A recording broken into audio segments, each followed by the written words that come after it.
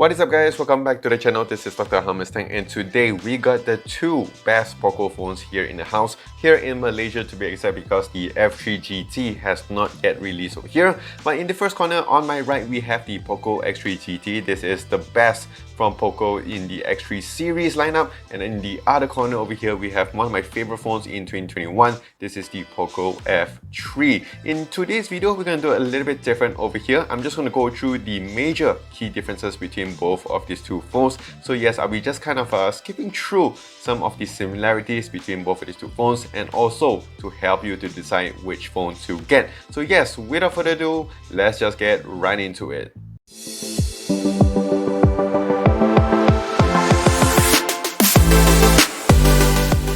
So we're going to start off with the prices over here on both of these two phones, and do note that both of these two phones do have their sales every month.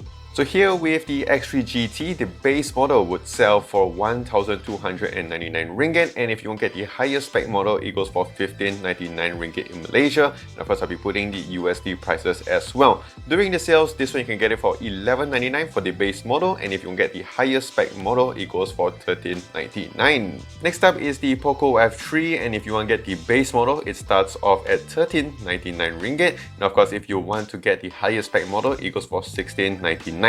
During sales, of course, it goes down to 12.99 for the base model, and if you get the higher spec model, it goes for 14.99 ringgit Malaysia. So now we're going to talk about the build and design on both of these two phones. Starting here with the Poco F3, it does have a glass on the back and on the front. It is a Gorilla Glass 5 only, but it is really good. And over here, it does come with the Arctic White Edition. Over in the other corner over here with the X3 GT, it starts off with a plastic back over here, but on the front, you do have a Corning Gorilla Glass Victus, the latest and greatest from Gorilla Glass. In terms of the durability, in terms of the function wise, I think over here in terms of the front display, this one is definitely better. But I got to say, in terms of the back over here, in this video you'll notice that on the back you will get a lot of fingerprint smudges. You're not going to get here with the Poco F3 that much. In terms of the camera layout, as you can see, they are quite different from each other, but I gotta say with the X3 GT, you do get a little bit more of dust surrounding over here. In terms of the size and weight to it, to be honest, there isn't much of a difference, but over here on the Poco X3 GT, it definitely does have a bigger battery over here.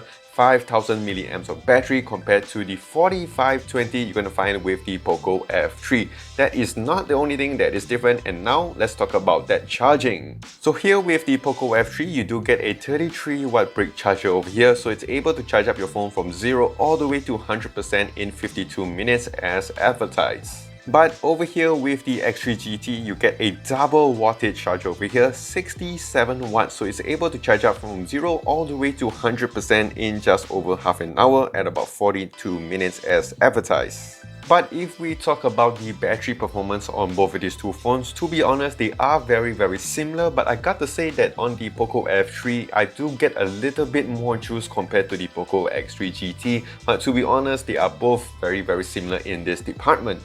So next thing here I want to talk about is the display on both of these two phones, and in terms of the size, the Poco F3 is actually bigger compared to the X3 GT. The Poco F3 does come with a 6.67 inch AMOLED display, whereas on the X3 GT it does come with a 6.6 inch IPS LCD panel. In terms of just the color, the contrasty, all your deep blacks, definitely over here with the E4 AMOLED display, it looks so much better compared to the X3 GT over here. In terms of just the brightness as well, I do like it here on the Poco F3, because these are just my thoughts. Do let me know in the comments down below which you guys think is better in terms of the display.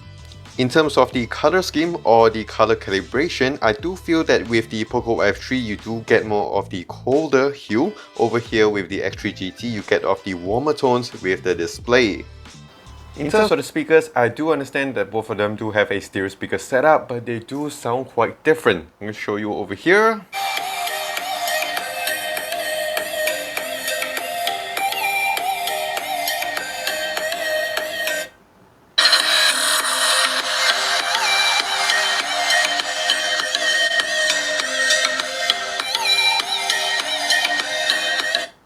For me, to be honest, the Poco X3 GT does sound a little bit more washed out compared to the Poco F3. Talk about here is the internal hardware on both of these two phones. Over here on the Poco X3 GT, it's using the MediaTek Dimensity 1100, whereas over here on the Poco F3, it uses the Snapdragon 870. In terms of just raw performance, both of them are very similar, and of course I've done a separate comparison video so you guys can check it out in my channel, and also have done a gaming test on both of these two phones individually as well, so you guys can check that out as well. The similarities between both of these two phones is that they do have your UFS 3.1 storage, but over here with the base storage you can get it at 8 gigs of RAM and 128 gigs of storage, whereas over here on the Poco F3 it starts off with a 6 gigs RAM version with 128 gigs of storage. And of course in terms of the high spec model, both of them do come with 8 gigs RAM and 256 gigs of storage. In terms of the connection settings, the only difference between both of these two phones is the fact that the Poco X3 GT can support up to Bluetooth 5.2, whereas on the Poco F3 it does only support Bluetooth 5.1. So lastly over here, let's talk about those cameras. So starting off here with the selfie cameras, the Poco X3 GT does come with a 16 megapixel f2.5 wide camera, whereas on the Poco F3 it does come with a 20 megapixel f2.5 wide camera as well. Both of these two can record up to 1080p at 30 fps. On the rear camera department, the Poco F3 does come with a triple camera setup, 48 megapixel f1.8 main lens, an 8 megapixel f2.2 ultra wide, and a 5 megapixel f2.4 macro shooter. And going on to the Poco X3 GT, it also does have a triple camera setup, but it does have a 64 megapixel f1.8 main lens, an 8 megapixel f2.2 ultra wide, and a 2 megapixel f2.4 macro shooter. So both phones can record up to 1080p at 30 fps when it comes to selfie video, but for the Poco F3 it can go up to 60 fps to give that extra smoothness when you're recording on the front camera. One thing that I do like on both of these two phones is this dual video feature, and I think this is going to be a very helpful feature for you guys who are into a lot of vlogging. I think this is a very nice feature and I actually do enjoy it a lot. Now let's go on to the rear camera video over here, and at 1080p at 30 fps, both of them are pretty similar. I do find that on the F3 it's a little bit smoother, and in terms of the dynamic range, I do prefer it on the F3. Going next up to the 1080p and 60 fps, as you can see here with the F3, for some reason it's very shaky over here as compared to the X3 GT, which looks really much better.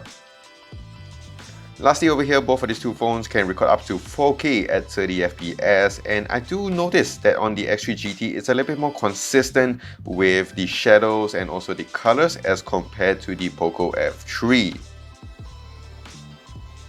So now let's check out some still shots on both of these two phones, and to be honest, they go back and forth pretty often. Sometimes the X3 GT does give you better dynamic range and color, sometimes the F3 does the job as well. It is pretty inconsistent, but what I do notice is that on the X3 GT it does give me a warmer kind of hue, whereas on the Poco F3 it's a little bit more saturated, a little bit more contrasty compared to the GT.